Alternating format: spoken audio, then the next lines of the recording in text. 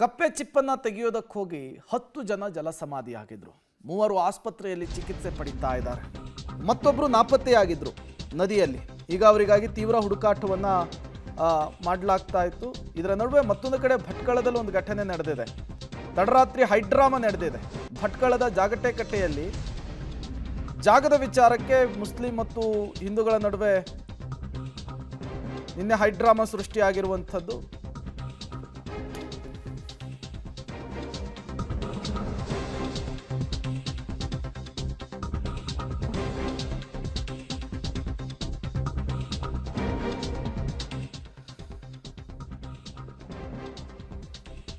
ನದಿಯಲ್ಲಿ ಕಪ್ಪೆ ಚಿಪ್ಪನ್ನ ಹೆಕ್ಕಲು ಹೋಗಿ ಮೃತಪಟ್ಟವರ ಸಂಖ್ಯೆ ಈಗ 11ಕ್ಕೆ ಏರಿಕೆ ಆಗಿದೆ ಅನ್ನೋದು ಗೊತ್ತಾಗ್ತಾ ಇದೆ.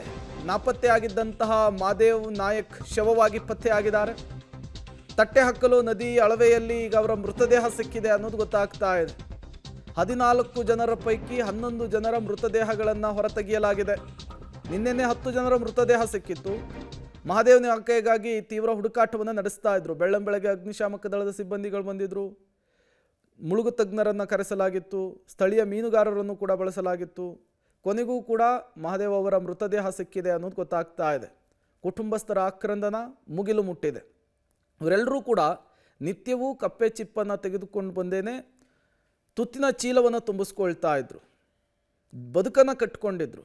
ಪ್ರತಿನಿತ್ಯದಂತೆ ನಿನ್ನೆಯೂ ಕೂಡ 14 ಜನ ಬೋಟನ್ನು ಏರಿ ಕಪ್ಪೆ ಚಿಪ್ಪನ್ನು ತೆಗೆದುಕೊಂಡು ಬರೋದಕ್ಕೆ ನದಿಗೆ ಹೋಗಿದ್ರು. ಈ ಸಂದರ್ಭದಲ್ಲಿ ದುರಂತ ಆಗಿತ್ತು. 3 ಮಂದಿ ಆಸ್ಪತ್ರೆ ಪಾಲಾಗಿದ್ದಾರೆ, ಟ್ರೀಟ್ಮೆಂಟನ್ನು ಪಡಿತಾ ಇದ್ದಾರೆ. ಆ 3ರನ್ನು ಕೂಡ ತತ್ಕ್ಷಣಕ್ಕೆ ಸ್ಥಳೀಯರೇ ರೆಸ್ಕ್ಯೂ ಮಾಡಿದರು.